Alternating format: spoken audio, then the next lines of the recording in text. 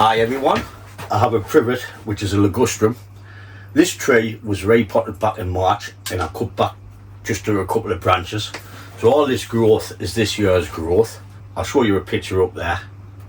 As you can see, there was only the trunk and about 3 branches left on the tree.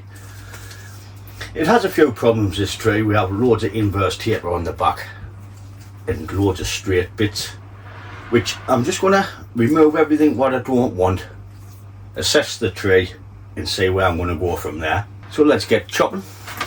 So this was the front, if you had a look on that picture, what I put up there. I want to take everything off what's going straight towards us.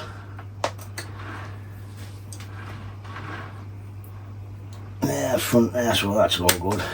See, we have a knuckle in there. We have that coming in the V.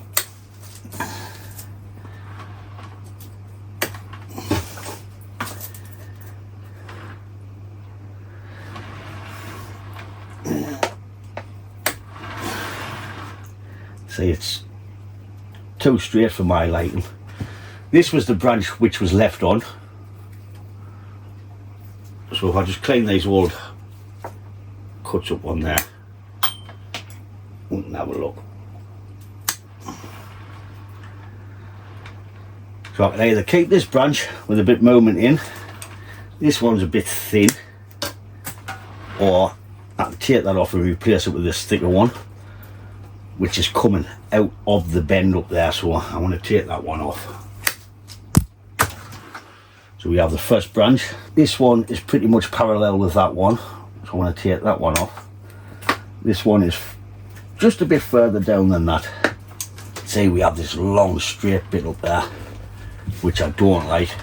If you have a look at that picture, we've got a straight bit, then another straight bit with all this growth on. So I want to take this off here. Big chop coming up and create a new leader from that. Take that one out of there. I'll create a new leader from there. We have movement in that bit. And leader, branch. Oh dear. But then we have this ugly knuckles. I'll bring you in, I'll show you the knuckles, what I'm on about.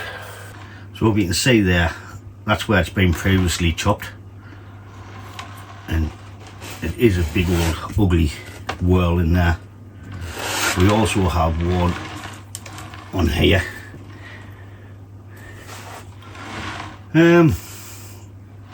Right, so I don't like it. There's too much correction and work to do on this. So I'm going to curve back to here and start the tree again. It's a big enough pot for it to grow, especially now since I've took all the crap off it. So I'm just going to take this off here, clean the cut up, and we'll create a new leader out of here. As this thickens up, we can create movement by cutting back and starting the branches later on. This will be a good few year project, this one. So we'll have to keep revisiting this. Hope I don't knock this shoot off.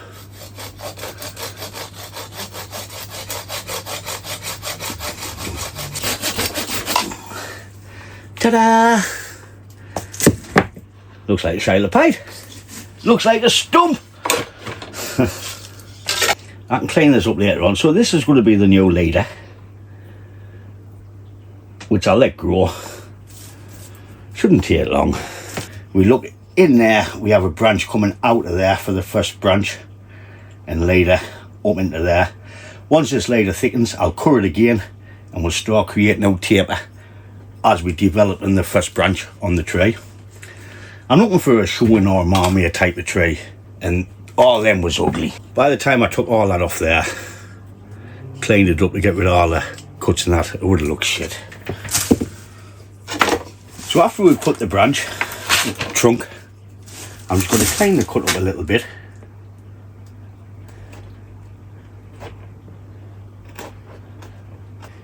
Watch your fingers when using tools like this. As you know, I'm always hurting myself. Won't no one comes in the garden and says, what the hell's that in the pot? I'll say it's my best bonsai. Bonsai! So after I've cleaned the cut up, I'm not going to use that, that's for junipers. That's for evergreens. I'll be putting some cut paste on, then I'll be going over the top with a bit silver foil tape, which will help it heal a lot better. It'll also keep heat in pretty much with a bit silver foil. So there's that leader. I'll show you this way. So as you can see, there's the leader. That'll come up, start creating the tree, and there's our first branch. Or that might come off, and then we'll create a leader, then some branches up here somewhere. But for now, I'm going to leave it on so I've got a backup in case one of them dies. When I repotted this tree last away in March, and I cut everything off, I didn't have anything down here to help sustain the tree, so that's why I didn't do the big chop then. I just wanted to see how it developed. I'm not about a canny few here, but never mind. I have some silver foil tape. Where's my scissors?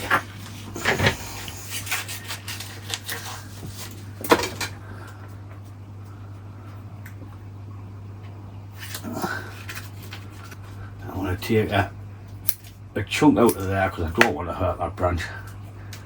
Doing that, and that'll be going over there. So I'll cut this a little bit thinner.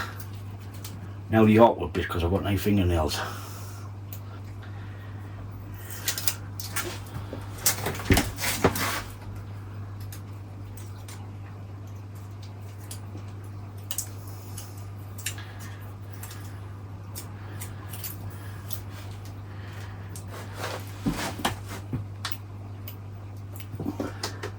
I could have maybe just put the silver foil on without the cut paste, but double's better than none. This foil stuff's ideal for maples, helping your maples pull through when you do a big chop. But I want to get roll of it, so I can just chop them bits. And there we have it. Class bonsai. So that's what it looks like now. Now this is a shayla pipe, but in a couple of years it should be okay. So this is what I use, winter tree wash. You use it through November to February. It's for fruit trees, but it does help a lot with the bonsais, because I don't do much overwintering with my trees. I just give them a spray of this and I put them back on the bench where they sit all year round. As I have no tropicals and no phytuses or crap, so I just have trees which is tolerant to this area in northeast England. You add 50 ml to a litre of water, which I want to mix a litre because I've got a few trees to do and I can give them all a spray after I've finished tidying them up.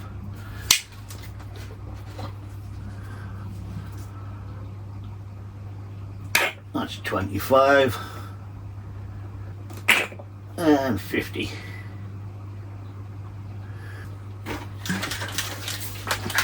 Give it a good old shaky shaky. Let's go, put your hands up. I'm just going to give them a good dousing. It'll kill all the insect eggs and crap what come on through the winter. I dare say that's the smallest start of a bonsai I've got. Well, that's it for this tree. It'll go back on the bench, like I say. There's no overwintering for me. Unless I repot something, then I'll put it in the greenhouse if I can get in the bugger. But that's it for this video. I hope you enjoyed it. If you have any questions, leave a comment and I'll try and answer them the best I can. But as always, thanks for watching and I'll catch you in the next one. Ta-da, folks!